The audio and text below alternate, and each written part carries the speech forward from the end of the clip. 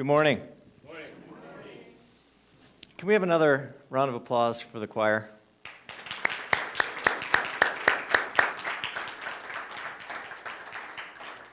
I'm very grateful for the choir and really everybody who makes this morning stuff happen.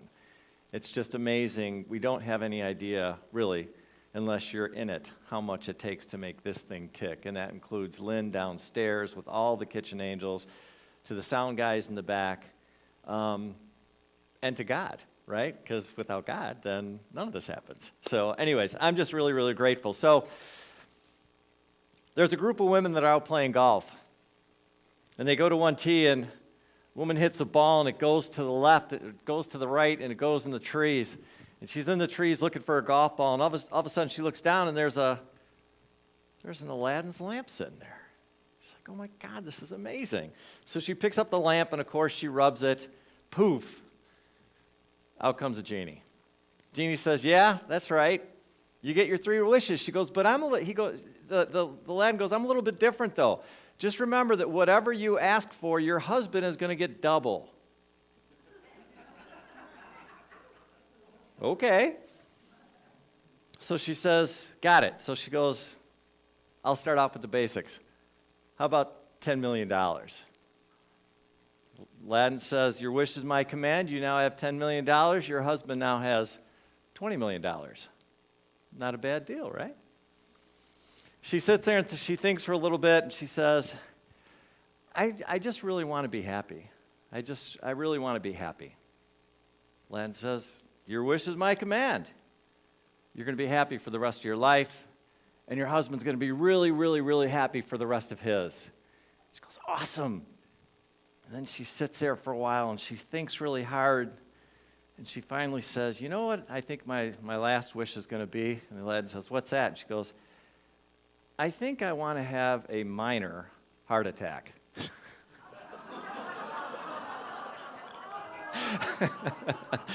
Oh!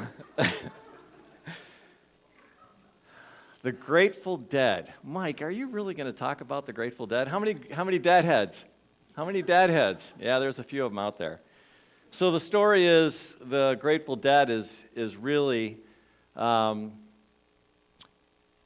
lore, if you will, that when we pass away, the Grateful Dead are the people that have passed to come back and thank whoever's prepared their wake, their funeral, whatever it is. They come back and they tap us on the shoulders and they say, thank you for that. So that's where it's coming about. We're not going to be spending a lot of time talking about the Grateful Dead other than, to me, this month has been about gratitude.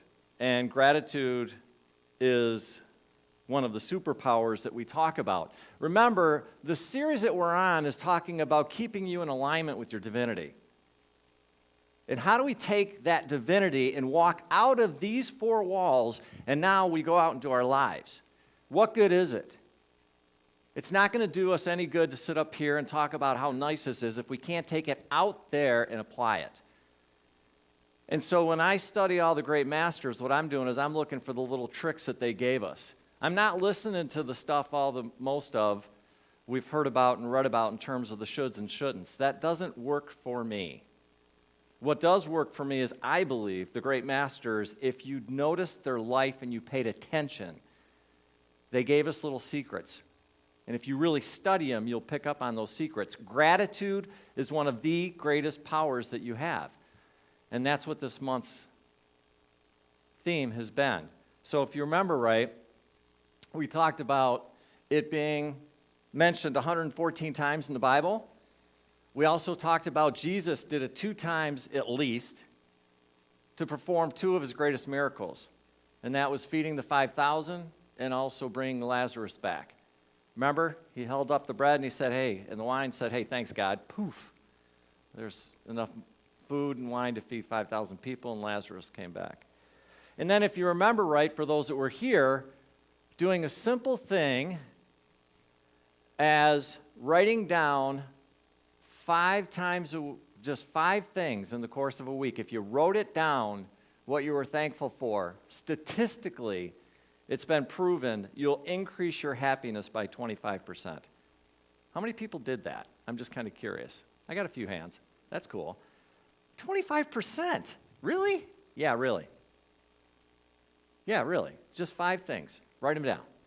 25% happier. You can get up and leave if you want. That's not a bad deal to show up for a Sunday morning and walk away 25% happier. You're not going anywhere. You're staying put. You're here, right? Awesome. So, speaking of gratitude in Eric Butterworth's Spiritual Economics, what he says is that giving thanks is an important state of your consciousness which keeps you in awareness of oneness with divine flow. In oneness with divine flow, right? So when we think about happiness, we think about grateful, what are we normally grateful for? Because this is pretty interesting. And when I started thinking about it, I started thinking about family. I started thinking about my friends. I started thinking about my health. I started thinking about financial abundance, maybe some life, maybe nature. What are some other things we give thanks for? Food. It's great. Pets. Oh my God, I love my pets. Yes. Pets. Peace. Other people. Yep. Spring. How many people are happy for spring? I just wish it would show up. Right? What else? What? Air. Okay, cool. Karen? Oh, thank you. That's very sweet. Thank you. Thank you. Teachers? Awesome. Yeah. Anything else come to mind? So, flashcards? Oh, classic cars. Very cool. Yes, I love classic cars. What do all of those things have in common? Close, really close. Tony says make you happy. Yep. Provide stability. Yeah? What else? Joy. Love. Fun. Support. Yeah. Growth. Mm-hmm. The thing that came to my mind was I see them as blessings. So in other words, everything that I'm giving thanks for is normally something that I see as a blessing. Right? Well, if we see them as a blessing, then my question is, how about the things that we don't see as blessings? And as I started getting ready for this, I started sitting there thinking to myself, God, are you really going to make me do this? Are you going to really make me go there? Yeah, we're going there. Yeah, we're going to talk about that for a minute. And so when we talk about that, I want to go back into that statement that Butterworth said, keeps you in the divine flow. Remember what I talked about earlier. Remember what I've been talking about this entire series and this entire last couple months. It's this idea of staying in alignment with our divinity. Butterworth nailed it. He said divine flow. Why do we want to live in divine flow? Why is that so important? Why? That's who we are? Yep. Anything else? Feels good? Yeah. Keeps you focused? Yep. What else? Anything else come to mind?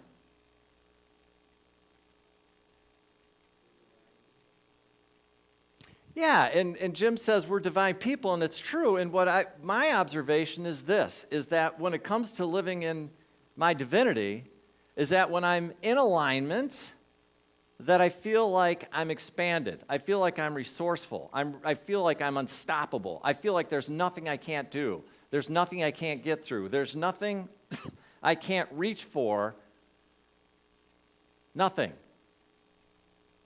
And yet, when I'm cut off, which we do, then what happens is I become resourceless instead of resourceful.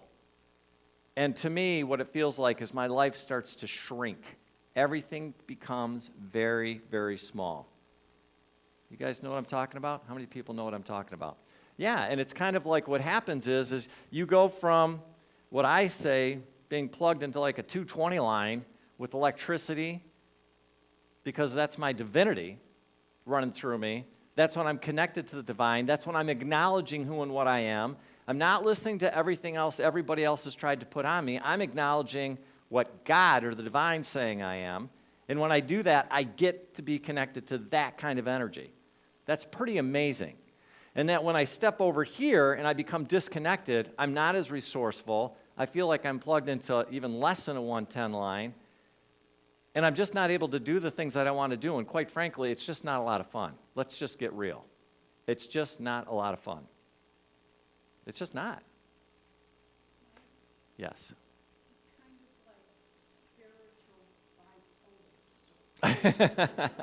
Tony says it's kind of like spiritual bipolar disorder. Why not, right? So when I thought about that question about flow, what came to my mind, or the thought is, what are the things that take us out of divine flow? And as I started thinking about it, what came to mind was, and as you know, my wife and I do coaching. That's what we do. And I will tell you right now, after talking to and coaching with a lot of people, to me, the top two ones are judgment and projection. So in other words, you're saying something's right, something's wrong, something's good, something's bad. You're judging it. Or you're saying this thing is going to happen out in the future when you have no idea whether that's going to happen or not. Those things will disconnect you faster than anything. A couple other things. Complaining.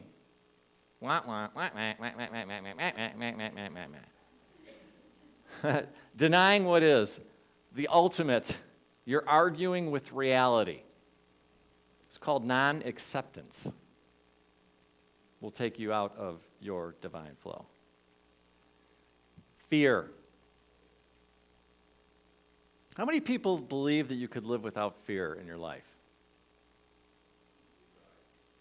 Just curious.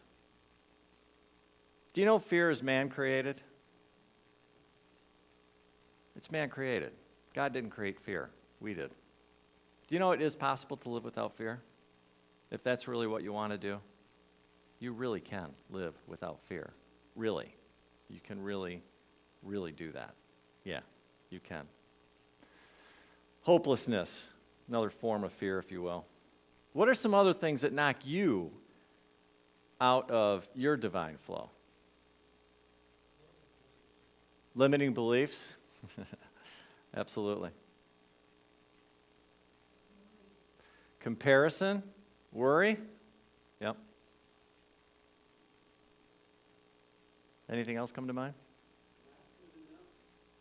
Not good enough. That's a judgment, yeah, for sure. Shame? Guilt? Blame? Denial? These are all great. I needed a bigger screen, I guess. Yes.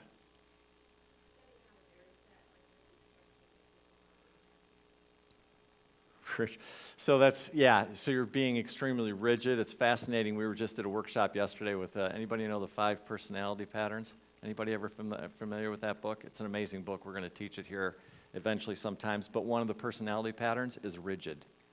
Right, so you're so rigid, you cannot get off. Everything's rules. I've got to fit in these rules or else. Well, sure, ultimately. Yeah. Yeah. Yeah, absolutely. So there's things that we do, and let me just suggest that probably we all have our own preferences in terms of where we go to when it knocks us out of our flow. And what I would suggest is that if you start paying attention, or you start becoming aware, and you start living consciously, what I'm going to say is that you'll start to notice what knocks you out of your divine flow. And what I'm also going to suggest is that you can change that. You have the ability to change that if you want. You can do that. You don't give it energy. So I was preparing for this talk, and I really was kind of struggling with what to come up with. Sometimes that happens, right? And I was sitting there thinking about it, and all I know is that as I started putting some thoughts together and stuff like that, there was this one thing that had been really bothering me. And that was a conversation I was having with somebody at work, and all this person was doing was just complaining. That's all, and talk about, it's just like, wah, wah, wah, wah, wah, wah, wah. And normally that's something that I can just go, okay, cool. But this one, I just couldn't. It upset me so much that they were doing it. It was kind of like that, right? It's kind of like, ugh, right? And I'm sitting there thinking about it, and I'm like, I'm putting together this talk. This is not serving me at all.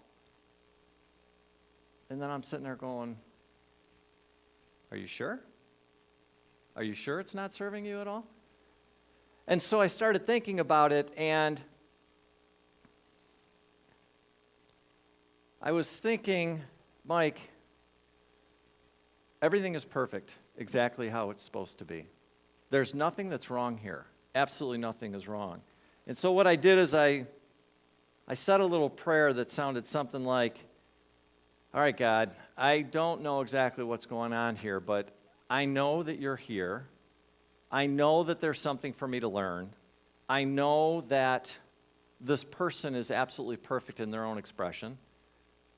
And if I can just back off of this thing and not judge it, that there's something here that's pretty cool for me. And so I said that prayer,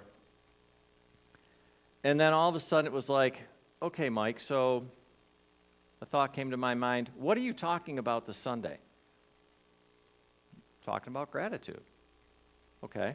So why aren't you giving gratitude about the situation?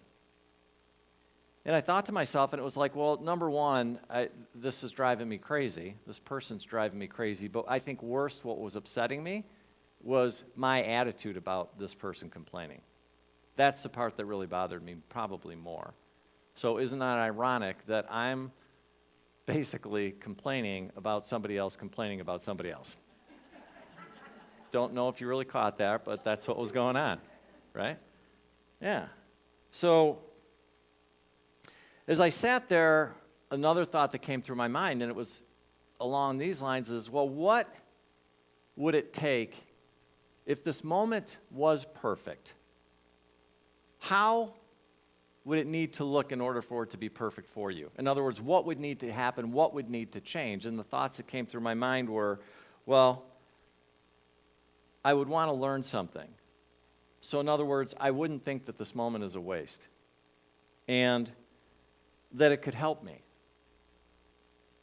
And maybe that I could learn from this moment, and that once I learned whatever it is that I needed to learn, that maybe I could move on and not be stuck.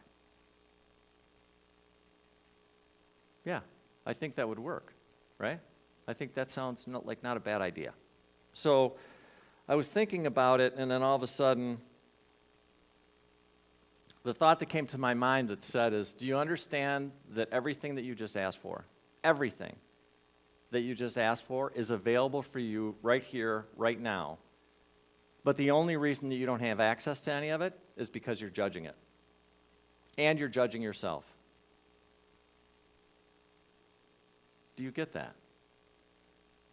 Do you understand it? And as I started this process, and you guys got to understand, I do this like this dance, this dialogue thing with God. And sometimes it happens all at once, and sometimes it just takes a few days for it to kind of unravel. But over the next couple of hours, couple of days, the awarenesses that I had in this moment was that everything was available to me in this, in terms of the moment was absolutely perfect. I was absolutely perfect. The other person was absolutely perfect. Everything was absolutely perfect for me. Everything that I needed to learn in that moment.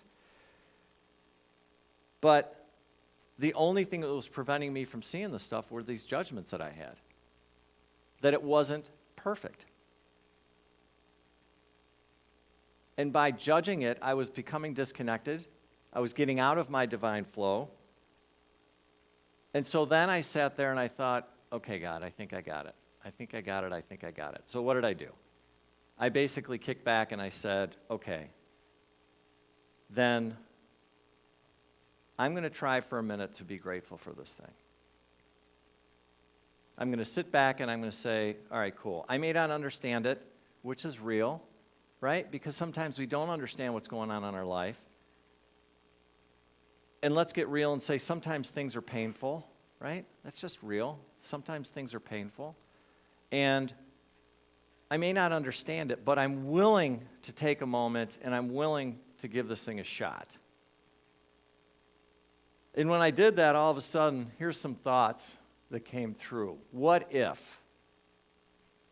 What if instead of everything that you were thinking about this person and about yourself and everything else you were judging, what if in the process of giving gratitude, all of a sudden, even though you may not see it or understand it at times, there is a reason for whatever is showing up? What if you are never being punished? Ever. What if you're never being punished? Hey, Jim, I don't know why it's not working. We good? Okay, there we go. What if, no matter what, God's always there every single time? There is no mistake. Your divinity is like gravity. It's always on. It's always on. Always. What if there was nothing to ever fear? That in your divinity, when you're aligned with it, you have nothing to fear. Nothing to fear. What if that when you resist whatever's showing up, you stay stuck and you never heal or move forward? How many can relate to that? We all can. We all can. We all can. How about that when we accept what is, we begin the process of healing, of learning, and we get to move on? How does that sound? Or would you rather stay stuck and frozen and not able to move? Yeah. How about, and this is now God talking to me, at least this is the message that I felt. How about that the entire reason I had this experience to begin with was because I needed to learn all of this before I could share with the people at church? And how about if it had nothing to do with the person that was complaining? Nothing. Nothing. The setup was absolutely perfect. Do you get that? It had nothing to do with that person. Nothing. It's like, really? Yes. That's the way your divinity works. You're not being punished. You didn't screw anything up. Ever. It's the setup if we'll allow it to be that way. And the power that comes through when all of a sudden you realize this and you come into alignment with your divinity is the power that lets you come back in and be centered in joy, in peace, and in your power fully. So that when you come into your alignment, guess what? You walk out those doors and now guess what? It's a party, guys. It's a party. Do you have a really good life? You have a really good life. And what if, until I was able to accept it and be open to the possibility of something about it being helpful for me, that you would have never learned this? That's powerful. I would have never learned this if I didn't stop for a minute and accept it for what it is. I would have never got the lesson. Never. So, here's what we're going to do for a few minutes. I'm going to have everybody get comfortable. And what I want you to do is I want you to bring something to mind that maybe you struggled with. Now, for this exercise, I'm not asking you to bring up like, I just got diagnosed with cancer, or I lost a loved one. I'm talking about some minor irritation for just to start practicing, okay? And so what I want you to do is I want you to get comfortable.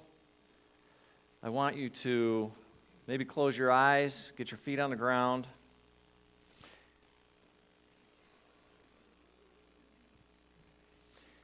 And as you close your eyes, I just want you to think, all right, what is this thing that's irritating me? What is this thing that that's bothering me? What is this thing that I'm having a hard time letting go of? This person, this place, this thing. What is it?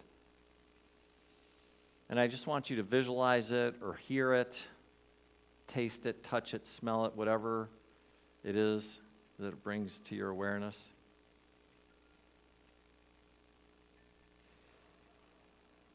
And I just want you to bring it to your mind.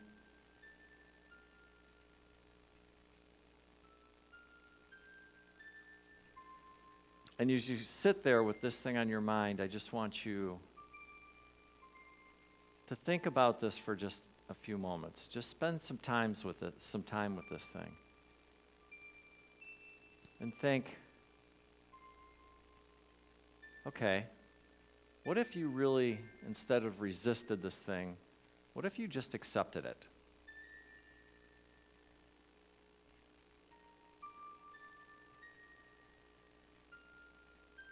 And what if you just accepted, if it's a person, a place, a thing, what if you just accepted it? You don't need to understand why. You don't need to understand anything other than, yep, I'm going to accept this. It is what it is.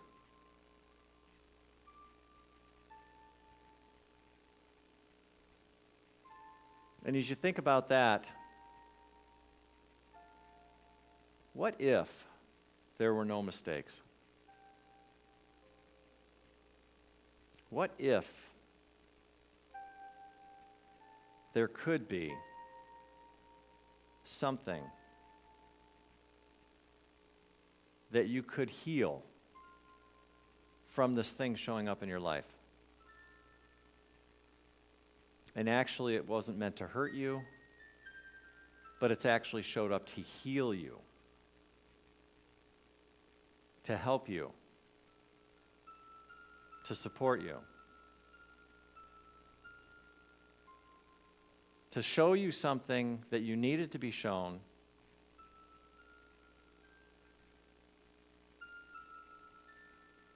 so that you could finally do something about it, whatever it is.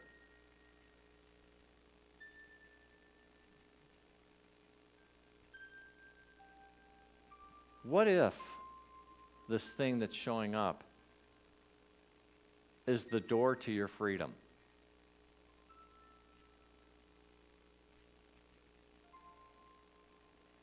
It's okay if you don't understand. It's okay if you don't know the reason. But what if whatever is there could be considered a blessing?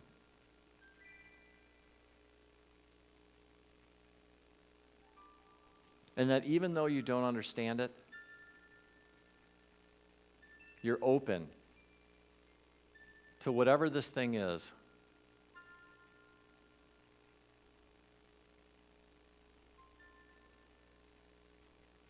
And that you could learn from it. What if it was a new beginning? A new way of looking at something? What if it's a new opportunity for you to open up different doors in your life? What if it's calling for you to stand in your power as the divine being that you are and let go of fear?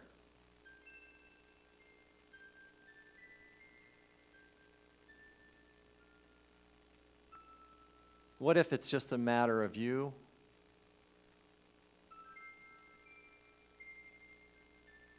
just taking a minute in your own way, just being with this thing?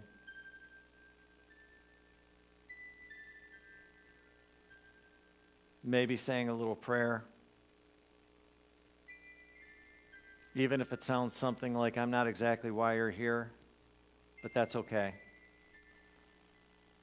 You're not a mistake. You're not wrong. I'm not being punished. There's a reason for this. And what if you say, I'm choosing now to decide that I know the reason why this is showing up? And I'm not going to run from it. I'm not going to hide from it. I'm going to be with it.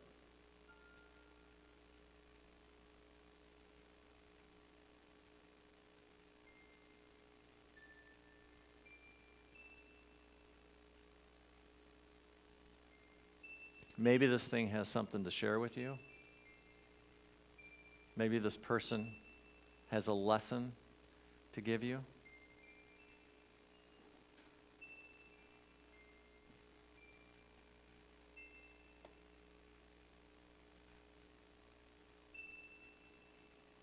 Maybe there's other questions that you can ask.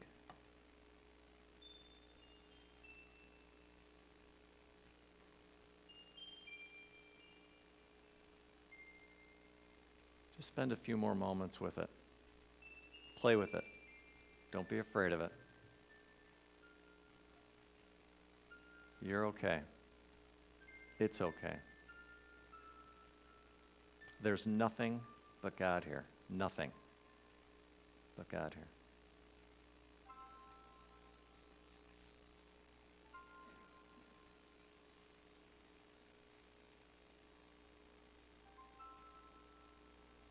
And then when you're ready,